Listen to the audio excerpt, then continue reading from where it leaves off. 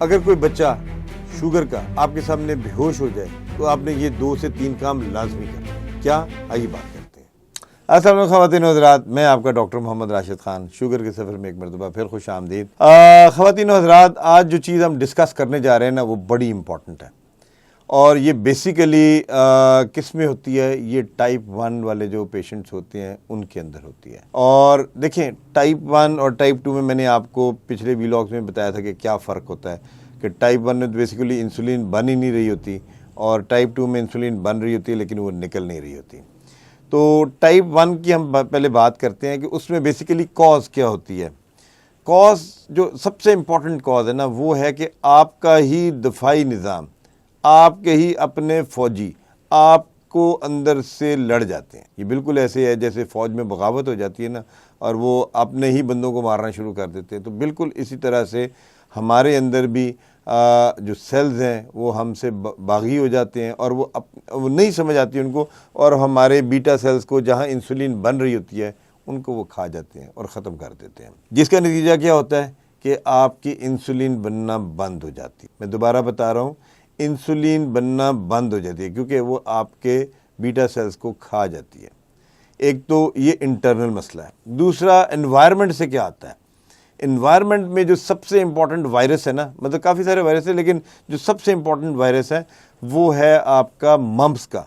ठीक है, जो क्या नाम है, बाहर के मुल्कों में जब भी मम्प्स होते हैं अक्सर बच्चे जो हैं जब वो रिकवर कर जाते हैं तो वो डायबिटिक हो जाते हैं। ये बड़ा ख़तरनाक वायरस है और ये अगर इसी तरह से लड़ जाए हमें तो इसका जो मकाम है वो यही है, आपका जो है बीटा सेल्स आइलेट्स लैंगरहैंस लुबलुबे के अंदर उसको खा जाता है और उससे प्रॉब्लम ये होती है कि हमें टाइप 1 डायबिटीज़ हो जाती है उस पेशेंट को। अब नॉर्मली जो टाइप 1 डायबिटीज़ के बच्चे हैं ये किस एज के होते हैं। देखें, नॉर्मली ये होता है, असल में काफ़ी सारे अभाम है हमारे पास कि वो ये लोग ये भी कहना शुरू करते हैं कि जी ये पैदाइशी डायबिटिक था तो ये ऐसे था तो वैसे था। देखिए, वो जो तादाद है ना वो बहुत कम है। ठीक है, वो समझ लें 0.01% है कि जो पैदाइशी तौर पे डायबिटिक होते हैं। लेकिन इम्पॉर्टेंट चीज़ जो है, जो बच्चों जिनको ये प्रॉब्लम होती है वो नॉर्मली क्या होता है, वो अराउंड जो 2 to 4 ईयर्स का जो टाइम है ना वो बड़ा इंपॉर्टेंट है। इसमें अक्सर बच्चों के जो है अपने इम्यून सिस्टम ही आपके ख़िलाफ़ हो जाता है और वो जाकर आपके बीटा सेल्स को खा जाता है और जो है बच्चा जो है वो डायबिटिक हो जाता है। अब हमें कैसे पता लगे कि जी बच्चा डायबिटिक हो गया। अब इसमें जो इम्पॉर्टेंट चीज़ है वो ये होती है कि बच्चे को बहुत ज़्यादा प्यास लगती है और बच्चे को हर 10, 15, 20 मिनट बाद उसको यूरिन आ रहा होता है। वो पानी पीता है, यूरिन करता है, पानी पीता है, यूरिन करता है। ये उसकी एक रूटीन होती है, एक चीज़। दूसरी चीज़ जो इम्पोर्टेंट है कि बच्चा जहाँ उसको प्यास लगती है ना वहाँ उसको भूख भी बहुत लगती है और वो मतलब अंधाधुंध खाता है।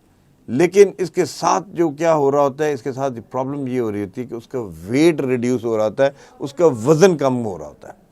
अब जब वज़न कम हो रहा है तो बेसिकली ये वो टाइम है जब जो माँ है ना वो बेसिकली इसको देख रही होती है बच्चे को कि इसके अंदर ये रीसेंट चेंजेस क्या आई हैं, कि ये बहुत ज़्यादा पेशाब कर रहा है, बहुत ज़्यादा इसको प्यास लग रही है, बहुत ये खा रहा है, उसके बावजूद इसका वज़न कम हो रहा है। तो she always is the person जो आके कहती है नहीं मुझे इसको डॉक्टर को दिखाना है या मुझे इसको चेक करवाना है। तो वो इस तरीके से जो बच्चा है वो क्लिनिक पर पहुंचता है। दूसरी एक और चीज़ जो देखें, हम क्योंकि कम्युनिटी में रहते हैं ना तो हमारे इर्द गिर्द ज़ाहिर है हम जिस माहौल में रहते हैं उसमें डिफरेंट लोग जो है उनकी डिफरेंट चीज़ें वो लेके चलते हैं। बच्चों के अंदर बिहेवियरल चेंजेस आती हैं। बिहेवियरल चेंज के बच्चे चिड़चिड़े हो जाते हैं, मतलब वो छोटी छोटी बात पे लड़ना शुरू कर देते हैं, वो हर चीज़ पे जो है ना आपसे ज़िद करते हैं। जब ये ऐसा भी हो ना, इसको कौन देखता है, इसको ज़्यादातर टीचर्स देखते हैं जो स्कूल में बच्चों को पढ़ाते हैं या वो उनको देख रही होती हैं बच्चों को। वो रीसेंट चेंजेस नोट करना शुरू करते हैं कि बच्चा बहुत चिड़चिड़ा हो गया एकदम, ये छोटी छोटी बात पे जो है ना ये लड़ना शुरू कर देता है, ये रोना शुरू कर देता है। तो व्हाट इज़ द प्रॉब्लम। तो यही एक चीज़ होती है कि क्या नाम है, माँ बाप और टीचर, ठीक है, इसको आगे से लेके चलते हैं। एक और चीज़ जो माँ के लिए बड़ी इंपॉर्टेंट है, जब बहुत ज़्यादा शुगर हो जाती है ना, इसमें एक चीज़ होती है जिसको हम कहते हैं कीटोन्स। ये कीटोन्स क्या चीज़ है। देखिए, कीटोन्स हमेशा उस वक़्त आती है जैसे मैंने आपको पहले एक दफ़ा बताया था कि आपके घर में अगर जैसे बिजली आ रही हो ना तो कोई मसला नहीं, आपके एसी भी चल रहे हैं, हर चीज़ चल रही है, फ्रिजें चल रही हैं, बड़ा कूल माहौल होता है। जैसे ही आपकी लाइट जाती है, अब एनर्जी तो चाहिए आपको, तो आपने यूपीएस लगवाया होता है। यूपीएस क्या करता है, जैसे ही आपकी जो इलेक्ट्रिसिटी है वो यूपीएस पे आती है, घर आपका यूपीएस पे आता है, एकदम से क्या होता है, आपके एसी वेसी बंद हो जाते हैं, एक चीज़। उसके साथ क्या होता है कि जो पंखे चल रहे होते हैं उनकी आवाज़ तब्दील हो जाती है, ठीक है, और उसके साथ जो आपकी लाइट है ना वो भी ज़रा डिम हो जाती है थोड़ी सी, तो आप उसी में कहते हैं वो लाइट चली गई, ठीक है। इसी तरह से हमारे जिस्म में देखें, हम लोग जो ज़िंदा है ना, हमें क्या चीज़ कॉन्टीन्यूसली चाहिए होती है, हमें ताकत कॉन्टीन्यूसली चाहिए होती है। और ताकत हमारे कहाँ से आ रही होती है, वो हमें शुगर के जलने से आ रही होती है। शुगर खुलियों में जलेगी, हमें ताकत देगी, जिससे हम चलें फिरेंगे, उठे बैठेंगे और अपने काम करेंगे। अब जब यही ताकत जो है जब शुगर से नहीं आ रही होती, तो हमारे जिस्म में जो यूपीएस है वो है फैट्स, वो है चर्बी। तो चर्बी को जलाया जाता है, फैटी एसिड्स को जलाया जाता है। जब फैटी एसिड्स जलते हैं, उसके नतीजे में कीटोन्स बनती हैं। और ये कीटोन्स जो हैं, जो मैंने आपको कहा था, माँ महसूस करती है कि बच्चे का फ्रूटी स्मेल आ रही है उसके सांस में से, तो इसकी फ्रूटी स्मेल होती है। और ये बेसिकली क्यों बन रही होती है, इसलिए बन रही होती है कि आपके पास इंसुलिन नहीं होती। नहीं तो नॉर्मली जैसे टाइप 2 में लोग कहते हैं, अक्सर सवाल करते हैं जी टाइप 2 में कीटो एसिडोसिस क्यों नहीं होता, तो उसकी वजह यह है कि अंदर इंसुलिन उसके पड़ी हुई है ना, वो उसके बाद जो है उसकी शुगर फिर भी बढ़ी हुई है, तो वो इतनी इंसुलिन होती है अंदर कि वो कीटोन्स को वो क्या नाम है ज़ाया करती रहती है साथ में। लेकिन टाइप 1 में ऐसा नहीं होता। टाइप 1 में ये एक पेशेंट ऐसी इमरजेंसी में चला जाता है या ऐसे हालत में चला जाता है जिसको हम कहते हैं डायबिटिक कीटो एसिडोसिस, DKA। अब ये DKA में क्या होता है बच्चे को, देखें, ऐसे बच्चे जो निगलेक्ट हुए हों या जो मतलब जिनको आपने ट्रीटमेंट ही ना दी हो, क्या नाम है, इंसुलिन से, या जिनको माँ बाप को पता ही ना होगा इनको क्या हुआ है, वो एकदम से कभी बेहोश हो जाते हैं। अब वो जब बच्चा बेहोश होता है ना, अब वो जब उसको इमरजेंसी में लेके आते हैं, इमरजेंसी में जैसे ही डॉक्टर उसको देखते हैं, 3-4 चीज़ें बड़ी इंपॉर्टेंट होती हैं जो वो बता रहे होते हैं। एक तो बच्चा डिहाइड्रेट होता है, ठीक है, उसके अंदर पानी की बहुत कमी होती है, 1, ड्राई स्किन होती है बिल्कुल। नंबर 2, वो जो है क्या नाम है, अनकॉन्शियस होता है, उसको नहीं पता होता कि होश नहीं होता वो कहाँ पड़ा हुआ है, ठीक है। उसके बाद इम्पॉर्टेंट चीज़ जो है हाइपर वेंटिलेट, बहुत तेज़ तेज़ सांस ले रहा होता है। तो ये 2-4 चीज़, और फ्रूटी स्मेल आ रही होती है उसके जो है ना सांस से। जितने भी क्या नाम है डॉक्टर्स हैं जो उस वक्त इमरजेंसी में होते हैं, जब वो उसको देखते हैं तो वो समझ जाते हैं कि इसको कीटो एसिडोसिस हुआ है, DKA का ये शिकार है। फौरी तौर पे उसका शुगर चेक किया जाता है। जब भी शुगर चेक करें, हमेशा वो 600-700 के लेवल से कम नहीं होती, ठीक है, इतनी ज़्यादा शुगर होती है, और बच्चा जो है उसी की वजह से बेहोश हुआ होता है। अब इसमें हमारे पास चैलेंज क्या होता है, देखिए हमारे पास चैलेंज इसमें डिफरेंट किस्म के हैं। एक चीज़ ये कि उसकी डिहाइड्रेट है, उसकी में पानी की कमी है, हमने उसको पानी भी बड़ा ज़्यादा देना है, ड्रिपों के साथ देना है, ठीक है। उसको ड्रिपों के साथ पानी देंगे तो चीज़ें उसकी ज़रा थोड़ी सी सेटल होंगी, एक चीज़। नंबर 2 इम्पॉर्टेंट चीज़ क्या है, नंबर 2 इम्पॉर्टेंट चीज़ है उसकी शुगर बहुत बढ़ी हुई है। शुगर उसकी जो 600-700-800 पे गई हुई है, हमने उसको नीचे लेकर आना है।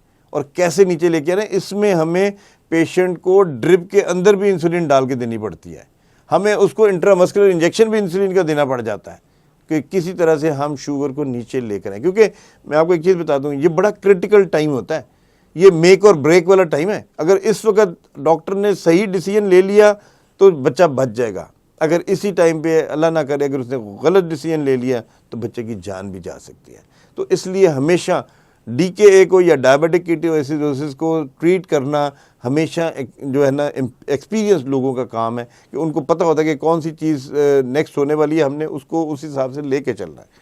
तो देखिए बात ये है कि जब हम इसको ट्रीट करते हैं, हम इसमें एक तो ड्रिप्स ज़्यादा देते हैं, ज़ाहिर है उसकी डिहाइड्रेशन है उसको हम उससे कर रहे होते हैं, प्लस हमने इसको इंसुलिन को कर लिया।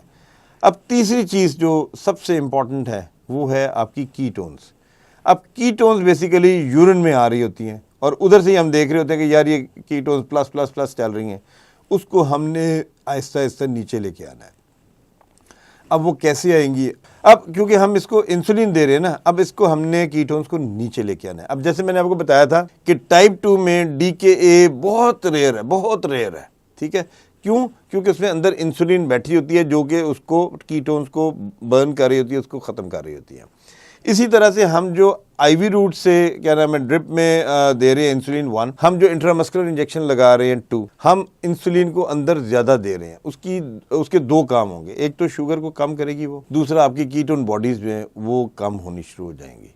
जब वो यूरिन में कम आनी शुरू होंगी तो आपको मैं एक चीज़ बताऊं, ये एक समझ लें एक पूरी जो है ना ये एक इमरजेंसी सिचुएशन होती है। और ये पूरा एक इसके ऊपर चाहें तो आप चैप्टर्स लिख सकते हैं, क्या नाम है, डायबिटिक कीटो एसिडोसिस के ऊपर, कि इतनी सारी चीज़ें इकट्ठी साथ साथ हो रही होती हैं और हमने पेशेंट को उसमें से बचा कर लेके जाना होता है कि यार हम इसको किसी तरह से जानवर करें और इसको निकाल के यहाँ से ले जाएं।